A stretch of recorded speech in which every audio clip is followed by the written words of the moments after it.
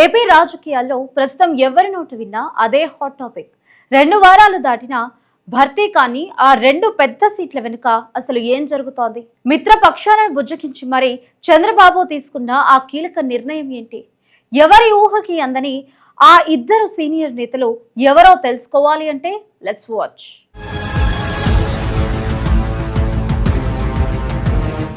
ఆంధ్రప్రదేశ్ రాజకీయాల్లో ప్రస్తుతం ఎవరి నోట విన్నా గవర్నర్ కోట, ఎమ్మెల్సీల ఖాళీల గురించే ప్రధానంగా చర్చ జరుగుతోంది. గత నెల 28వ తేదీన జాకియా ఖానం, పండు రవీంద్రల పదవీ కాలం ముగియడంతో ఆ 2 స్థానాలు అధికారికంగా ఖాళీ అయ్యాయి. చట్టబద్ధంగా ఈ పదవులకు ఎంపికైన వారు ప్రమాణ స్వీకారం చేసిన రోజు నుంచి ఖచ్చితంగా 6 ఏళ్ల పాటు తమ పదవిలో కొనసాగే అవకాశం ఉంటుంది. అయితే రాజ్యాంగబద్ధమైన ఈ నియామకాల విషయంలో కూటమి ప్రభుత్వం కొంత జాప్యం చేస్తుందన్న గుసగుసలు రాజకీయ వర్గాల్లో బలంగా వినిపిస్తున్నాయి. మరోవైపు తెర వెనుక మాత్రం అత్యంత పకడ్బందీగా కసరత్తు సాగుతున్నట్లు విశ్వసనీయ సమాచారం అందుతుంది. గత అనుభవాలను దృష్టిలో పెట్టుకుని ఈసారైనా ఎలాంటి వివాదాలకు తావు లేకుండా అడుగులు వేయాలని అధినాయకత్వం భావిస్తుంది. పదవుల ఆశావాహుల ఒత్తిడి ఒకవైపు పెరుగుతూ ఉంటే మరోవైపు కూటమిలోని 3 పార్టీల మధ్య సమన్వయం సాధించడంపైనే ఇప్పుడు అందరి చూపు నిలిచింది. రాజకీయం అంటేనే ఎప్పుడు ఏ క్షణంలో ఎలాంటి పరిణామాలు చోటు చేసుకుంటాయో ఎవరు ఖచ్చితంగా చెప్పలేరు. అయితే ఈసారి మాత్రం ఇద్దరు సీనియర్ నాయకులకే పెద్దపీట వేయాలని తెలుగుదేశం పార్టీ అధినేత చంద్రబాబు నాయుడు గట్టి నిర్ణయానికి వచ్చినట్లు ప్రచారం జరుగుతుంది.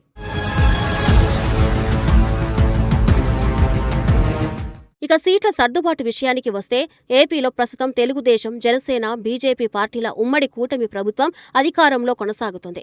ఈ నేపథ్యంలో కీలకమైన పదవుల పంపిణీలో అన్ని పార్టీలను సంతృప్తిపరచడం అనేది ఒక విధంగా కత్తిమీద సాము లాంటి విషయమే అవుతుంది. అయినప్పటికీ ఈసారి మాత్రం ఆ 2 గవర్నర్ కోట, ఎమ్మెల్సీ స్థానాలను పూర్తిగా తెలుగుదేశం పార్టీయే తీసుకోవాలని ప్రాథమికంగా ఒక స్పష్టమైన నిర్ణయానికి వచ్చినట్లు తెలుస్తుంది.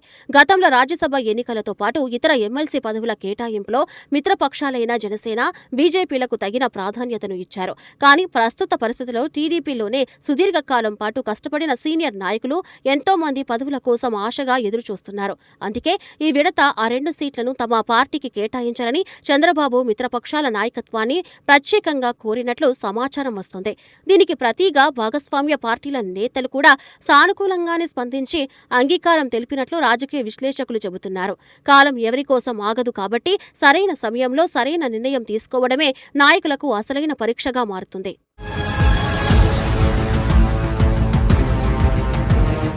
ప్రస్తుతం టీడీపీలో ఎమ్మెల్సీ పదవులను ఆశిస్తున్న నాయకుల జాబితా రోజురోజుకు అనూహ్యంగా పెరిగిపోతూ వస్తుంది. తెర వెనుక 10 మందికి పైగా సీనియర్ నేతలు తమ వంతు ప్రయత్నాలు గట్టిగా సాగిస్తున్నప్పటికీ అధినాయకత్వం మాత్రం అత్యంత అనుభవం ఉన్న 2 పేర్ల వైపే మొగ్గు చూపుతుంది. ముందుగా రకరకాల పేర్లు పార్టీ వర్గాల్లోనూ ప్రముఖంగా వినిపించినప్పటికీ క్రమంగా వాటన్నిటికీ తెరపడుతూ వస్తుంది.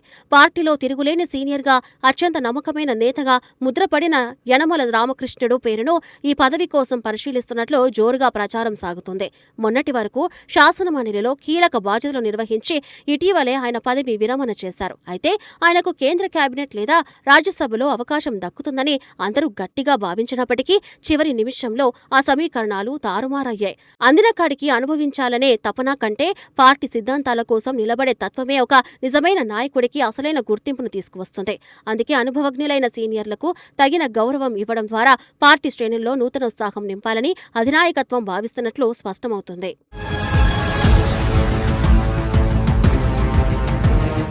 అయితే రాష్ట్ర స్థాయిలో ఇంతవరకు అన్ని రకాల పదవులు అనుభవించిన యనమల రామకృష్ణుడు మళ్లీ ఎమ్మెల్సీ పదవిని స్వీకరిస్తారా లేదా అనేది ఇప్పుడు సర్వత్రా ఆసక్తికరంగా మారింది. తెలుగుదేశం పార్టీ ఆవిర్భావం నుంచే అంటే ఎన్టీఆర్ కాలం నుండి పార్టీకి అంకిత భావంతో పనిచేస్తూ వస్తున్న అరుదైన చరిత్ర ఆయన సొంతం. పార్టీ అధికారంలోకి వచ్చిన ప్రతిసారి కీలకమైన మంత్రి పదవిని సమర్థవంతంగా నిర్వహించడం ఆయన రాజకీయ జీవితంలో ఒక ప్రత్యేకతగా చెప్పుకోవచ్చు. ఒకానొక దశలో శాసనసభ స్పీకర్గా కూడా బాధ్యతలు నిర్వహించి సభను ఎంతో నిబద్ధత నడిపించిన ఘనత ఆయనది. 2024 ఎన్నికల్లో తెలుగుదేశం పార్టీ అఖండ విజయం సాధించి అధికారంలోకి వచ్చినప్పటికీ అప్పటికే ఎమ్మెల్సీగా ఉన్న ఆయనకు మంత్రివర్గంలో చోటు దక్కలేదు. చివరి దశలో ఆయన ఆశించిన ఉన్నత పదవి చేజారిపోవడం పార్టీ వర్గాలను సైతం విస్మయానికి గురిచేస్తుంది. రాష్ట్ర రాజకీయాల్లో సుదీర్ఘ అనుభవం గడిచిన ఆయనకు పెద్దల సభలో మరోసారి అవకాశం కల్పించడం ద్వారా సముచిత గౌరవం దక్కుతుందని నాయకులు భావిస్తున్నారు. ఆశపడటం తప్పు కాదు, కానీ దేనికి ఎప్పుడు తలవంచాలో తెలిసినవాడే అసలైన రాజనీతిజ్ఞుడు అవుతాడు.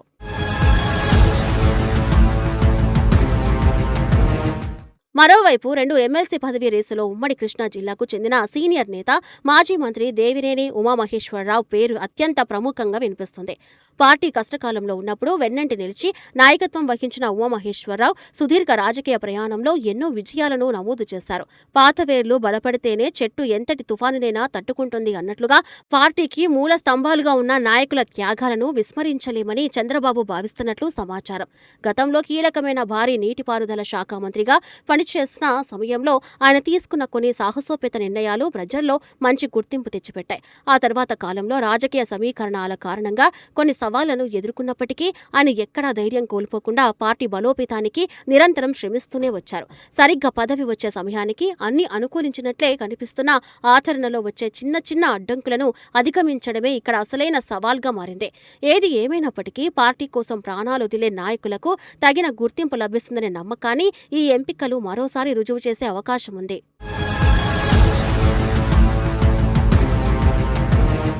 ఇక 2024 సాధారణ ఎన్నికల సమయంలో పార్టీ ప్రయోజనాల దృష్ట్యా దేవినేని ఉమామహేశ్వరరావు తన సిట్టింగ్ స్థానాన్ని సైతం త్యాగం చేయవలసి వచ్చింది. ప్రత్యర్థి పార్టీ నుంచి కూటమిలోకి వచ్చిన వసంత కృష్ణప్రసాద్కు ఆ సీటు కేటాయించడంతో ఉమామహేశ్వరరావు ఎలాంటి అసంతృప్తి వ్యక్తం చేయకుండా అధినాయకత్వ నిర్ణయానికి కట్టుబడి పనిచేశారు. ఎక్కడ త్యాగం చేయాలో ఎక్కడ వెనకడుగు వేయకుండా పార్టీ గెలుపు కోసం అహర్నిశలు శ్రమించిన ఆయనకు ఇప్పుడు పెద్దల సభ ద్వారా తగిన ప్రతిఫలం దక్కుతుందని అంతా భావిస్తున్నారు. ఎవరికి ఏ పదవి ఇవ్వాలనే విషయంలో చంద్రబాబు చాలా స్పష్టమైన అంచనాలతో ఉంటూనే సమయానుకూలంగా నిర్ణయాలు తీసుకుంటారు. ఎందుకంటే కాలం ఎవరి కోసం ఆగదు. ప్రజల నాడిని పట్టుకుని నడిచే నాయకుడే చరిత్రలో నిలిచిపోతాడు. కాబట్టి ఈ ఎంపికలు ఎంతో ప్రాధాన్యత సంతరించుకున్నాయి. త్వరలోనే అధికారికంగా ఈ 2 పేర్లను ప్రకటించే అవకాశం ఉందని, దీనివల్ల పార్టీ శ్రేణుల్లో ఉత్సాహం మరింత పెరుగుతుందని ఆశిస్తున్నారు. అంతా అనుకున్నట్లుగానే జరిగితే త్వరలోనే ఏపీ శాసనమండలిలో ఈ సీనియర్ నేతల గళం గట్టిగా వినిపించడం ఖాయంగా కనిపిస్తుంది. ప్రస్తుత రాజకీయ పరిణామాల నేపథ్యంలో ఈ నియామకాలు రాష్ట్రంలో సరికొత్త చర్చకు దారితీస్తున్నాయి.